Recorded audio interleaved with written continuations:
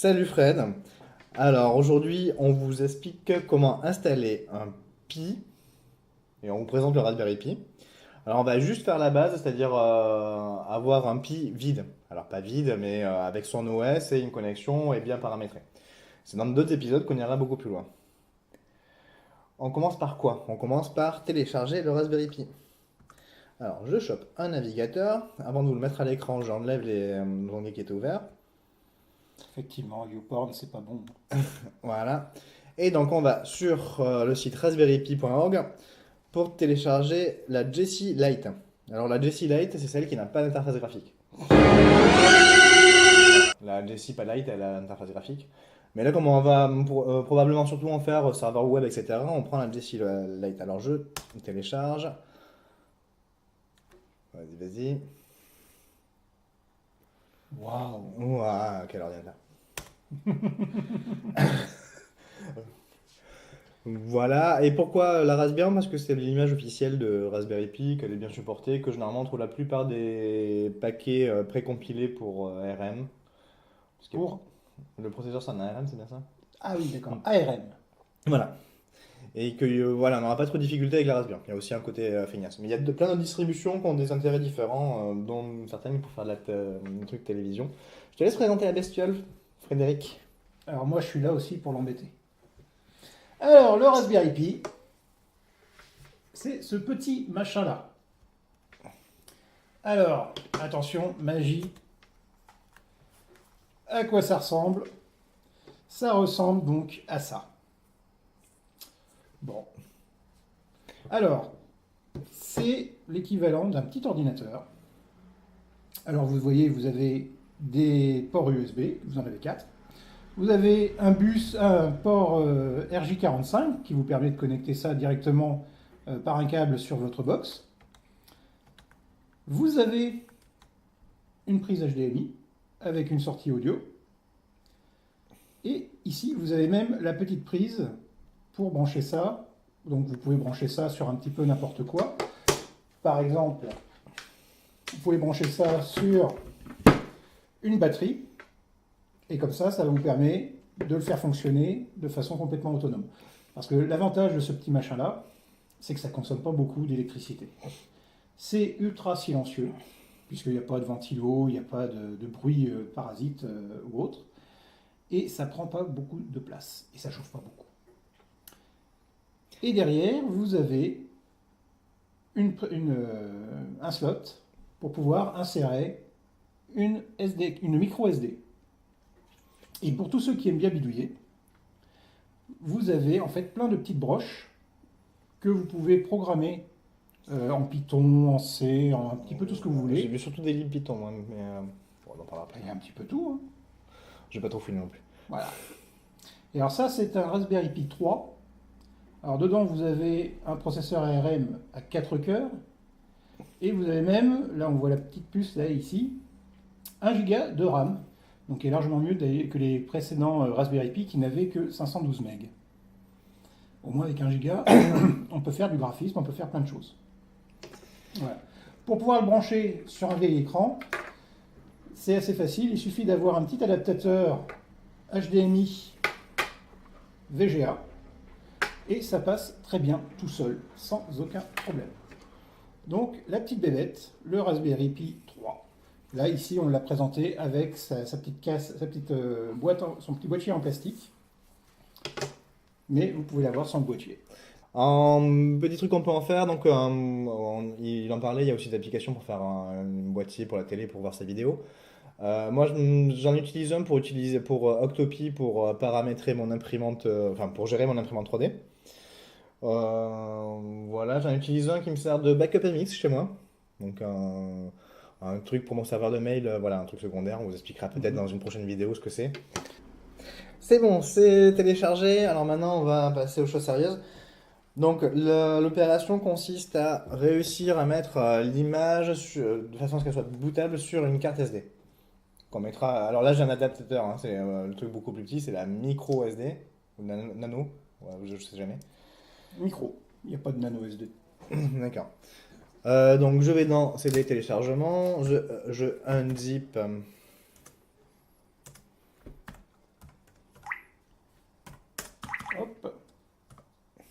Et là, du coup, ça se voit qu'on a triché, qu'on a déjà fait un essai, vu qu'en fait, il y avait déjà l'image de l'autre. Euh, Donc je donne Mais, la micro SD, carte SD à Rémi. ouais.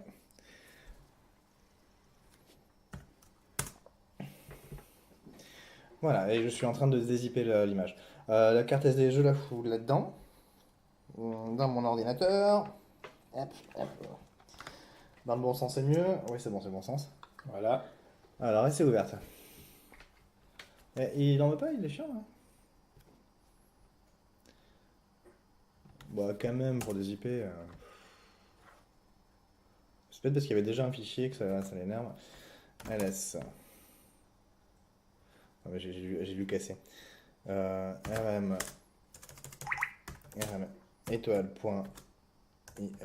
On recommence. Et hop. Ah non, mais c'est excellent. Mais il semblait que c'était plus rapide la dernière fois. Donc ça dézippe. Pendant ce temps-là, je vais tricher un peu. J'ouvre notre terminal. Alors pour repérer la carte, elle faisait 16 Go, je crois, on a vu. Non, 8, celle-là. Elle fait 8. Ouais. Parce que le but, ça va être d'envoyer l'image du Raspberry Pi sur la carte SD, pas sur mon disque dur et détruire mon PC. Voilà. Donc la méthode la plus simple, c'est de faire un df-h, h comme human. Et il me liste tous les disques. Donc celui qui fait 8 Go, ça ressemble à celui-là. Ouais. Euh... Ben non. Ah, mais c'est qui? Ah, c'est parce qu'il est déjà monté. Bon, c'est celui-là. Voilà. Faut pas chercher. Donc c'est slash dev slash mm quelque chose. Après, l'auto-complétion va m'aider. Alors j'envoie tout ça sur la carte SD. Donc la commande c'est dd. DD. Input file, donc dd-if comme input file, Non, pas tiré. égale dd-if, hop, égale l'image, point img, of égale slash Non, faut que dev, ça tienne. ils sont rigoureux ce truc, slash Alors mmc. là, attention, là il ne faut pas se fier à ce que donne le df-h, puisque le df-h te donne les partitions. Oui, le def, moi, H donne les partitions, et le Voilà. disque en fait Et ça nous, s'arrête au 0. Et nous, ce qui nous intéresse, c'est l'ensemble de la carte. Alors, on s'est fait avoir au premier essai en fait de vidéo, donc je vous le dis tout de suite. Yep. Et on met BS comme baud stream, baud je sais plus quoi. Enfin, la vitesse en fait. Non, la. BS égale 4M. Voilà. En fait, c'est la taille des blocs pour le transfert. C'est un petit BS. Et je crois que je suis pas route. Tu vas gueuler parce que je suis pas route. Oui. Bon, on le lance quand même pour. Voilà. Ok. Hop.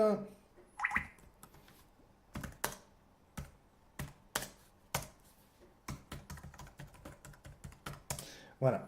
Oui, c'est une Debian, j'ai pas sudo. Ouais, je suis un vieux de la vieille qui n'utilise pas sudo. C'est mal.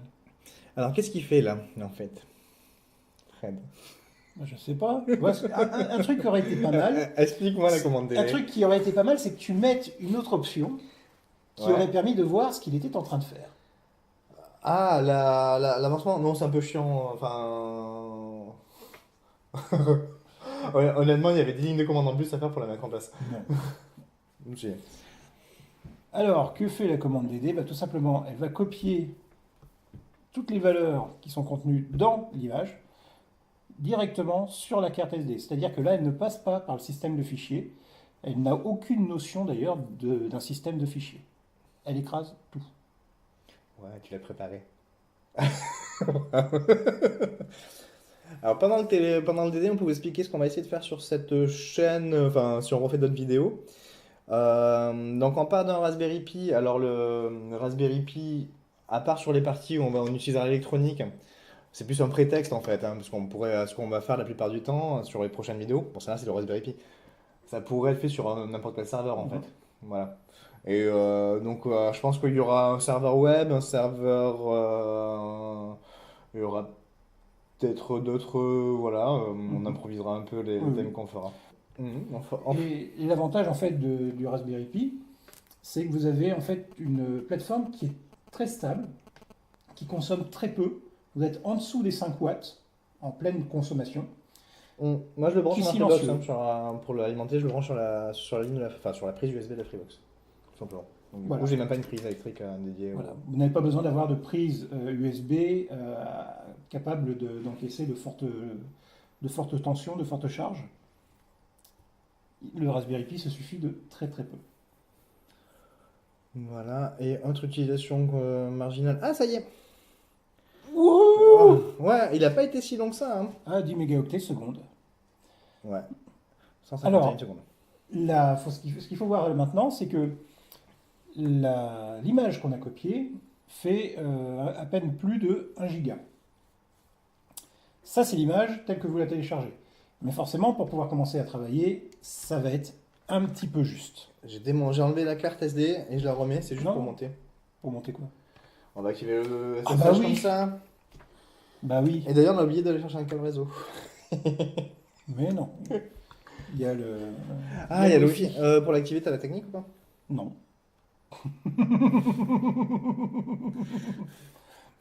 Alors, je vais chercher le câble réseau. Bah, Ne bouge pas. Ah, ouais, il est branché à l'imprimante, hein. Alors, pour savoir où elle est montée, on va taper Mount-L pour avoir la liste des démontages.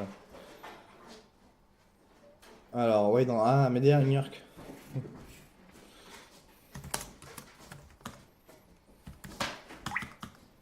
Alors, j'en ai deux, parce que je veux aller sur le. En fait, on va activer le SSH, un petit truc qui est spécifique au Raspberry Pi. C'est si on rajoute un fichier qui s'appelle SSH sur la partition boot, ben lorsqu'il va booter, le SSH sera activé. Et ça va être pratique parce que comme ça, on n'aura pas besoin de brancher un écran tout de suite pour. Voilà, on va pas se galérer. Donc je fais juste une touche SSH, Et voici et voilà. le câble réseau. Ta ta ta ta, du bon vieux câble RJ45. Alors, le câble se branche comme ceci. Là, j'ai perdu mon terminal, je le remets. Je passe la carte SD. Voici le Raspberry Pi en cours de montage. On va monter la carte SD. Voilà, c'est l'opération la plus technique du tutoriel. Donc si tu peux me tenir la caméra, ou si tu veux monter la carte SD. Je vais faire le caméraman. Et donc, Tintin. la carte SD, le Raspberry Pi, et on met la carte SD. Et voilà, Simple, magnifique. on a un disque dur. Voilà. Alors ça aussi, c'est l'avantage du Raspberry Pi 3, c'est que la micro SD ne déborde pas du Raspberry Pi. Ah oui, c'est vrai qu'elle a débordé, ouais, sur l'autre. Et déborder, c'était pas très très pratique.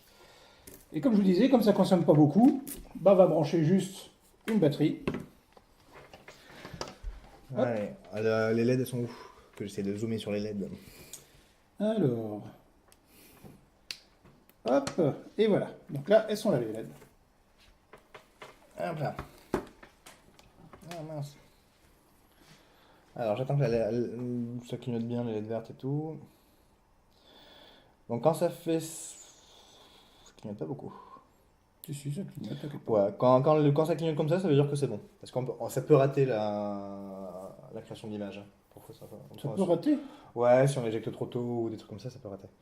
Alors maintenant, le truc, c'est que on est en DHCP, enfin on sait pas quelle adresse il y avait IP à la prise. C'est dommage. Ouais, comme c'est dommage. Du coup, je sais pas vers quoi je fais SSH, moi, pour y aller dessus. Il y a une technique, parmi d'autres, hein, il y en a plein. La technique la plus simple, c'est de faire un nmap. Attendez, ifconfig. Là, je veux savoir map à JP.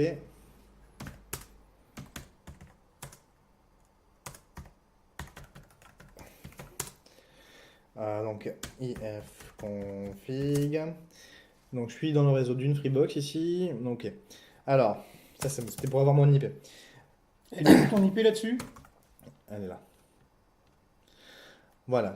Et donc la Freebox, elle donne des adresses dans la plage 192.538.0. Quelque chose. Pour les appareils en HTTP. Et comme on sait que le SSH est ouvert, Ça veut dire qu'il y a le port 22 ouvert dessus.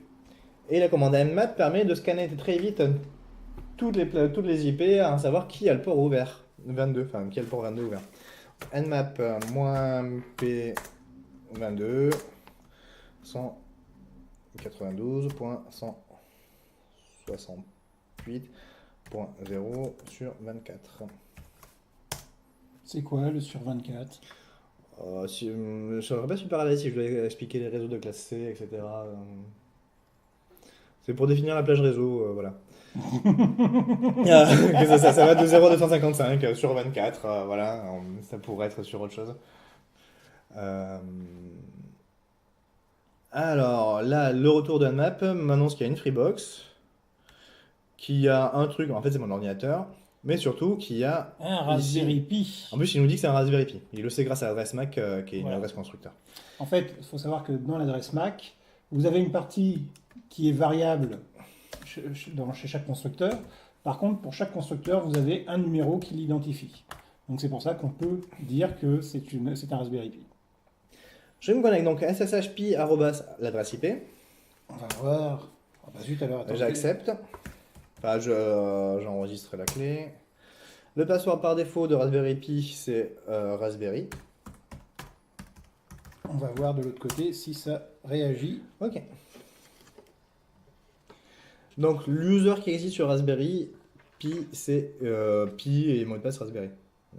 Ça réagit ou pas? Oui. Ouais, mais il faut que je fasse un peu de bruit dedans. Ah bah oui, ça réagit. Voilà. Première chose qu'on va faire, c'est on va utiliser l'utilitaire raspi-config. Sudo. Donc pareil, c'est un utilitaire qui est pas un utilitaire Debian, hein, qui est fourni pour le Raspberry. Et donc, il me propose enlarge your non, expand file system. Change user password, ça on va pas le faire parce qu'on va le faire normalement. Hein. On va pas non plus les demeurer, Mais alors, merci. c'est quoi le mot de passe par défaut du Raspberry Pi? Raspberry, j'ai déjà dit 2 fois, t'écoutes pas. Et les auditeurs, ils l'ont entendu. Je pourrais remonter la vidéo pour te le montrer que j'ai déjà dit 2 fois. C'est méchant. On va étendre le file system. C'est comme il a copié l'image qui était facilement téléchargeable, elle est assez courte en fait. La taille qu'il a, il a créé une partition de la même taille que l'image en fait, hein, qu'on a téléchargée. C'est-à-dire? Le point IMG avait une taille précise. Il a fait une copie du point IMG. Mais notre carte SD, elle avait beaucoup plus de capacité. Donc on va étendre la partition qui a été créée pour qu'elle prenne toute la carte SD. Et il faut le faire. Je me suis déjà fait piéger mais sur le Raspberry Pi qui gère mon imprimante 3D. Quand on sature le disque, c'est chiant après. C'est assez galère. Oui. Voilà. Et souvent, on le sature sans faire gaffe. Il y a des fichiers log qui vont finir par saturer. Oh oui. Voilà. Alors, expand file system. Hop. C'est rapide. Ouais, il dit qu'il le fera après le prochain reboot, c'est pour ça aussi. Boot option, on s'en fout. Overclock, on va pas le faire. Il y a une broche sur le Raspberry Pi qui peut servir à avoir une caméra. Faut la enable ou la disable. C'est celle-là. Voilà. C'est cette petite-là qui est là. Et eboot, c'est pour les licences, mais bon, on lit pas les licences. Donc. Finish. Oui, on reboot. Donc il va rebooter. Pourquoi ça a été déconnecté? Parce qu'il s'éteint. On va supposer que la Freebox va lui redonner la même adresse IP. C'est pas obligatoire, mais en général. C'est pas obligatoire, mais en général, c'est le cas. Ouais. Donc je le ping pour savoir quand c'est qu'il arrive. Et c'est là qu'on va faire une vidéo de 10 heures parce qu'il va jamais remonter au ping. C'est bon, il est là. Ok. Pour ceux qui sont. Parce que ces vidéos peuvent servir aussi un peu d'initiation à la commande Linux. Hein. Alors, je sais pas si vous avez vu, quand je veux qu'il m'auto-complète une commande, j'appuie sur la touche tabulation et quand je veux récupérer mes commandes précédentes, etc., je fais avec les flèches dans le terminal. Wow. Ouais. Raspberry.